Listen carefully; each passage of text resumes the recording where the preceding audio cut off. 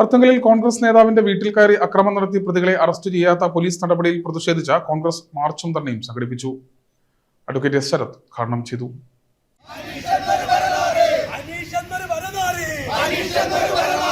ഞങ്ങളെ നേരെ അറസ്റ്റ് ചെയ്യൂ, അനീഷ് എന്നൊരു ഭരണാറി.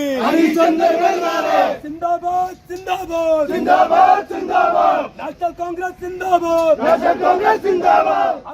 ചേർത്തല തെക്ക് പഞ്ചായത്ത് UDF പാർലമെന്ററി പാർട്ടിയുടെ നേതൃത്വത്തിൽ അർത്തുങ്കൽ പോലീസ് സ്റ്റേഷന് സമീപം നടന്ന സമ്മേളനം എസ് ശരത് ഉദ്ഘാടനം ചെയ്തു. അർത്തുങ്കലിന്റെ ചരിത്രത്തിൽ ഒരുപക്ഷെ ഇത്രയും ഹീനമായ ഒരു രാഷ്ട്രീയ ആക്രമണം ഉണ്ടായിട്ടുണ്ടോ എന്ന് സംശയമാണ്. കാരണം രാഷ്ട്രീയ സംഘടനകളൊക്കെ അരിപ്പറമ്പും അർത്തുങ്കലുമൊക്കെ ഉണ്ടായിട്ടുണ്ട്. പക്ഷെ ഒരു കുടുംബത്ത് ഒരു പൊതുപ്രവർത്തകന്റെ വീട്ടിൽ കയറി രോഗാതുരയായ അദ്ദേഹത്തിന്റെ ഭാര്യയെ മർദ്ദിക്കുക, 6-7 വയസ്സുള്ള കുട്ടിയടക്കമുള്ള ആൾക്കാരെ മർദ്ദിക്കുക, ഈ സംഭവം കേട്ടറിഞ്ഞ് അതുവഴി സൈക്കിൾ വന്ന 5 വയസ്സുള്ള കുട്ടിയെ സൈക്കിൾ ഉൾപ്പെടെ എടുത്ത് വലിച്ചെറിയുക. ഞാൻ ചോദിക്കുന്നത്, എത്ര ഭീകരമായ മനുഷ്യത്വരഹിതമായ പ്രവർത്തനം നടത്തിയിട്ട് 1 മാസമായിട്ടും അവരെ അറസ്റ്റ് ചെയ്യാൻ കഴിഞ്ഞില്ല എന്ന് പറയുമ്പോൾ ഈ പൊതുസമൂഹത്തിൽ ക്രമസമാധാന പാലനം നടത്തുന്ന പോലീസ് സംവിധാനം ഒന്ന് സ്വയം ചിന്തിക്കേണ്ടി വരും. അപ്പൊ ഞങ്ങള് അവരുടെ ആത്മാർത്ഥതയൊന്നും ചോദ്യം ചെയ്യുന്നതല്ല.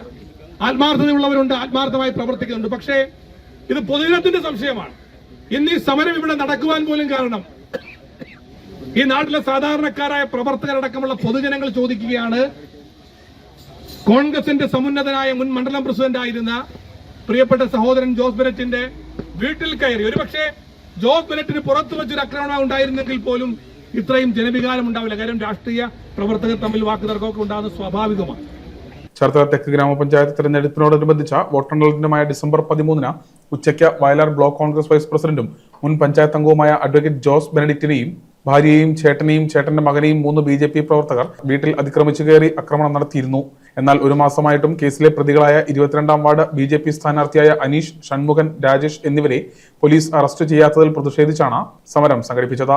അർത്തുങ്കൽ ബസിലിക്കയുടെ സമീപത്തു നിന്നും ആരംഭിച്ച പ്രകടനം പോലീസ് സ്റ്റേഷന് സമീപം പോലീസ് തടഞ്ഞു.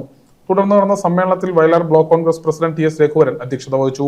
K Rajendraprasad, N Sreekumar, Saji Kuriakose, Babu Antony, James Chinkuthara, Sajimol Francis, John Kutty Padakulam, Mohanan Mannassery, Rajesh Kottathara, Aghosh Kumar, Jose Benedict എന്നിവർ സംസാരിച്ചു.